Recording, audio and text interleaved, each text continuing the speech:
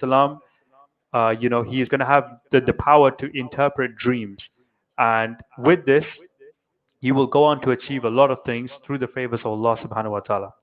Now we understand also the family dynamics of this relationship as well. The fact that Yusuf alayhi salam, being such a young child, he has great behavior, right? He has great respect, and his mannerisms are, what we consider for a normal child. But what we also see on the flip side is the fact that his 11 brothers are very jealous of the relationship that Yaqub alayhi salam has with Yusuf alayhi salam. Now, that is not to say that Yaqub alayhi salam treated them unfairly, but this was their perspective. This is how the 11 brothers saw their relationship with their father and Yusuf alayhi salam, and, between themselves as well.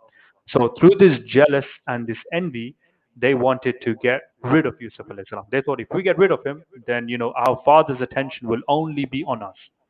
So they came up with lots of different excuses, or they thought of various different ways that they could get rid of Yusuf alayhi salam. They thought firstly maybe we could kill him, we could exile him, or we could just throw him away in a faraway land, so he's no longer there with us. So after all of this deliberation, they come to a point and they say, okay, what we're going to do is we're going to take Yusuf alayhi salam away, and we're going to throw him in a well. And once we throw him away, then whoever picks him up will take him away. But essentially, what's going to happen is Yusuf alayhi salam will no longer be with our family. And if he's not there with us, then Yaqub alayhi salam's attention will only be towards us, right? So out of spite of jealousy and envy, this is the plan that the brothers decided to follow through with. So last week we got to the ayah where they bought the shirt of Yusuf alayhi salam, okay, with false blood, and they showed it to Yaqub alayhi salam, okay. And Yaqub alayhi salam's response was amazing in the fact that he doesn't go and shout, and he doesn't go and get very angry about the whole situation, because he realizes his sons, what they have done is based on their own will, and this is through their jealous and envy. So rather than shouting and telling his kids off, he just says, you know what, your souls have enticed you to do something, so patience is most fitting. Yeah. So out of this whole situation where everything is not looking so great for Yaqub alayhi salam, he opts to be patient in this situation. And he says, and Allah is the one who sought for help against that which you described. And in this, we then understand the level of patience and the varying differences of patience which can be mentioned. Okay, so I would just want to talk a little bit about patience and the four types of patience that we will have to endure. The first one is when we are angry, we do sabr. Yeah, when we are angry, we try and enforce some sort of patience. If we're angry about a situation, or we've lost something, or something quite detrimental has happened to us, we try and do sabr, and that's the first level of patience. The second one is when any affliction befalls, we don't like it, we do tell people about it, but we are not angry with Allah, and we do sabr. Okay, so that's the second type of patience. When an affliction befalls, we are not happy about it, and we tell people about it. We say, oh, look, maybe I've lost some money, or maybe I've had a death in my family, but they are not angry with Allah about the situation, but they enforce and they try and do sabr. The third one is when an affliction befalls them, they don't dislike it, but they also don't tell people as well. So there must be, people amongst us who must be going through a lot of trials and tribulations.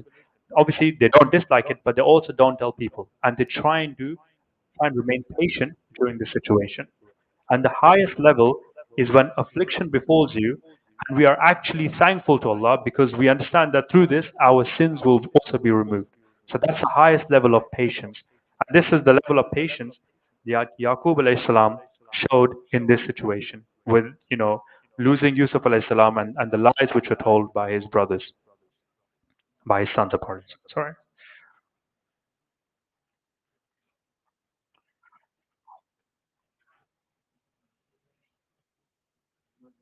Okay.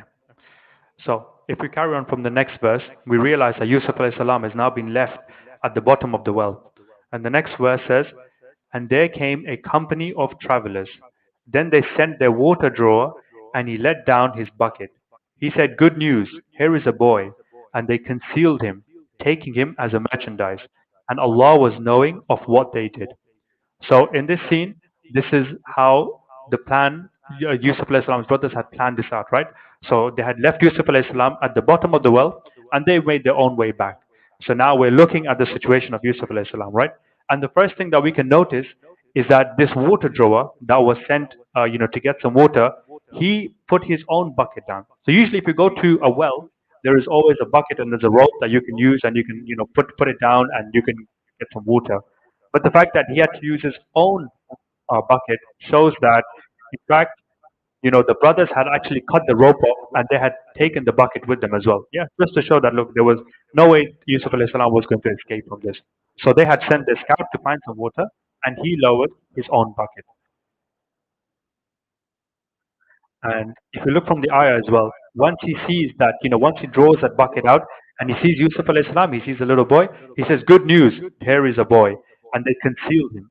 So as soon as, they found that Yusuf alayhi salam was at the bottom of this well, they were very happy with it. They were happy because, it was a very precious and a prized possession to have a slave, right? Because with a slave, they can then take him and then they can sell him off. Now, in the Sharia, it was not allowed to capture a free man and sell him. So, finding a boy who was at the bottom of the well and with no guardians, no parents, no other ownership around him, they could they could say that, okay, this person is a slave. We're going to take him, and then we are going to try and sell him off. And then the next verse it says, and they sold him for an extremely cheap price. So these caravan travelers sold Yusuf alayhi salam for a really cheap price because they knew they had kidnapped him illegally. They wanted to make quick money and get rid of him. So because when they found him, they concealed him as well, right? In order that maybe if some of his guardians were still around the area, they could find him and then they could claim him back. So they were in a very hurried situation. When they did come across Yusuf alayhi salam, they quickly took him and then they concealed him and they kept him like merchandise, right? If you ever think about merchandise, if business people here, when you look at merchandise, what is the main concept? What's the main objective? Uh, what's the main thing that you do with your merchandise?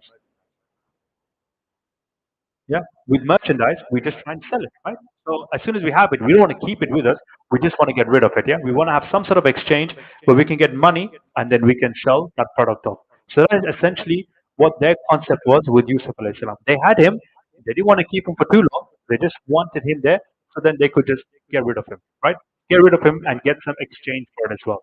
And in this ayah, it doesn't just say that they sold him. They say, and they sold him for an extremely cheap price. Yeah.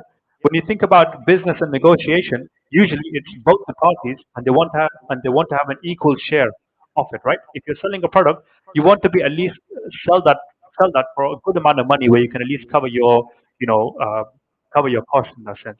But these people, because of the situation, because they knew it was, it was illegal, and maybe if the guardians would come back, they were in such a rush that they did not even look at who Yusuf alayhi salam was, right?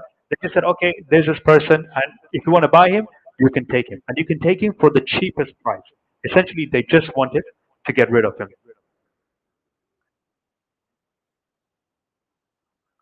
And then the next verse is said that, and the one who bought him from Egypt for his wife said, honor him, place of stay. Honor his place of stay. Maybe he will bring some benefit to us, or we may take him as our own child. And that is how we situated Yusuf and gave him stability in the land, and so that we may teach him from his interpretation of all kinds of speech. And Allah is dominant over his affairs. However, most people do not realize that. So this ayah is very interesting because it breaks it down into a few things.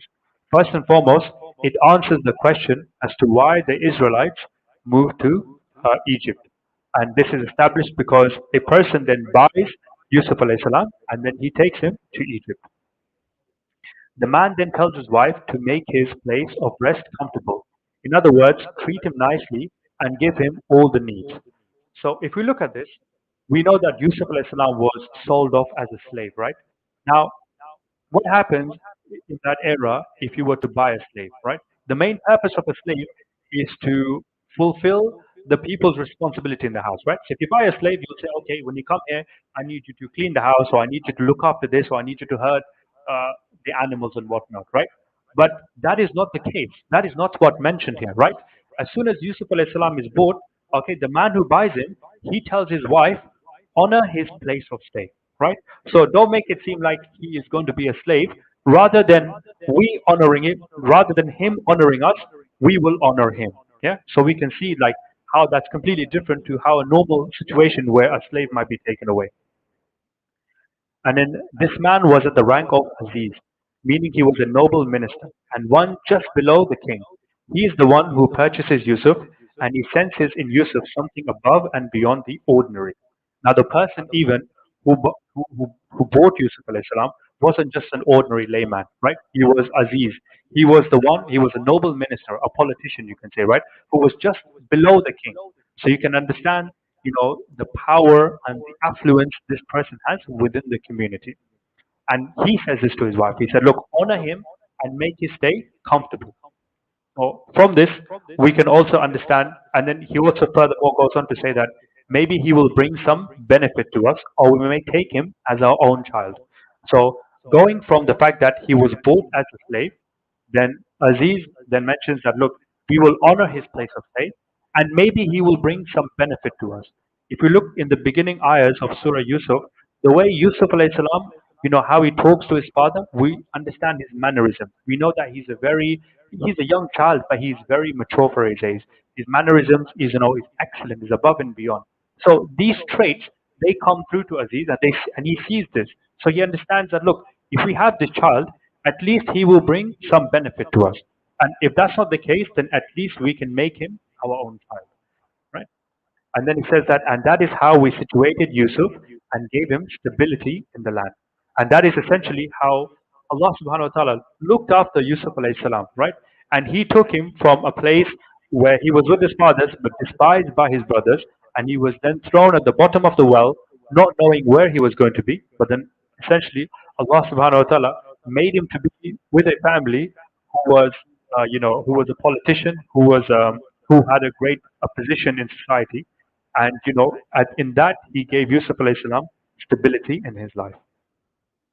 And what's really important to understand as well is, if you look at a politician's house, who else is going to come to a politician's house? It will all be like, other politicians, right? It will be people who hold power. So when Yusuf alayhi salam was living in his house, he met all different types of, powerful people. And what do politicians, what do they always discuss? Do you think they discuss like, yeah, they discuss money, right? They discuss money, they discuss societal issues, political issues, financial issues, right? All the important things that ensures that a society is run well. So when Yusuf alayhi salam was living in this house, not as a servant, but he had the comfort to have his own room to live comfortably in this place.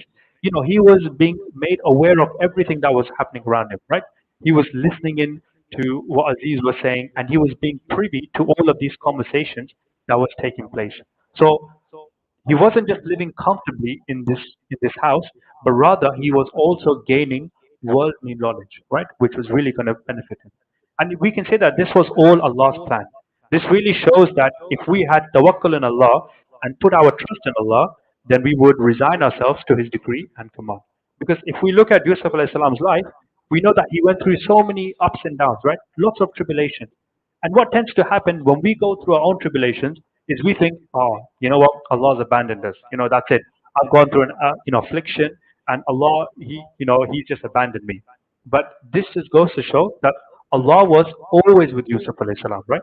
Even when his brothers were being envious of him, Allah protected him. When he was put down in the bottom of the well, when he was scared, when he was anxious, Allah subhanahu wa ta'ala revealed, yeah, Allah subhanahu wa ta'ala gave a revelation to Yusuf alayhi salam to calm him down. And even from there, when he was being exchanged through traders' hands, it was benefit, it was the fact that he landed in a place of extreme position and wealth and affluence, where he was able to learn all of these things. So in fact, it wasn't Allah that never let him go, but it was Allah that, really, it was Allah that overlooked him, and, He put him in that position that he was. And then the next verse, it goes on to say that, and then when he reached his mature age, we gave him firmness and knowledge, and that is how we compensate those who excel. So Allah is saying that we gave him wisdom and ilm. Allah combines both of these because one without the other is incomplete. Put together, we have perfection. Okay? So in this, when Yusuf alayhi salam reached a mature age, we gave him firmness, we gave him knowledge, and we gave him ilm. And the difference between the two is quite startling. And I can give a very simple example as well. I've seen this. I'm sure you guys must have seen this on Facebook as well. So they say like, knowledge is knowing that tomato is a fruit, and wisdom is knowing that not to put tomato in a fruit salad, right? So it's just a way to explain that Allah Subhanahu wa Taala, one without the other doesn't work. You need to have both. You need to have wisdom, and you need to have knowledge, and you also need to have wisdom. And that is what Allah Subhanahu wa Taala bestowed upon the Prophet Yusuf alayhi salam. That ilm is knowledge, and hikmah means you know how to act upon that knowledge. And that means that Allah subhanahu wa ta'ala made Yusuf alayhi salam a prophet. I also want to talk a little bit about the levels of faith that we have. And in Islam, there are three levels to believe in. The first one is called Islam, and that is just entering the fold of Islam and follow all obligatory acts. And the obligatory acts that we know is, praying 5 times a day, giving zakat, fasting in the month of Ramadan, and doing Hajj. So Islam is to testify that there is no God but Allah and the Prophet Muhammad sallallahu alaihi wasallam, to perform the prayers, to pay the zakat, to fast in Ramadan, and to make the pilgrimage to the house if you're able to do so. Then the second level of faith is called Iman. And Iman is to have firm belief in all the teachings of Islam and have more taqwa. Right? Can anyone tell me what taqwa? What does taqwa mean? What does taqwa mean? Yeah, it's like yeah, it's like God consciousness, right?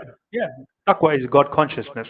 So to have iman is to believe that in all the teachings of Islam and to have that extra, God consciousness in you. Is to have firm belief in all of the teachings of Islam.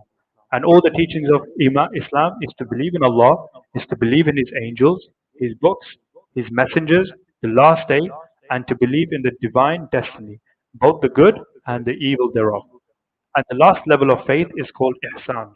And ihsan, it is the highest of the three levels of faith and the closest to Allah. And ihsan, it is to worship Allah as if you are seeing Him. And while you see Him not, yet truly He sees you. Right? And a great example of that is when we are praying, right? Because when we're supposed to imagine that we're praying in front of Allah subhanahu wa ta'ala. But sometimes our actions don't really depict that, right?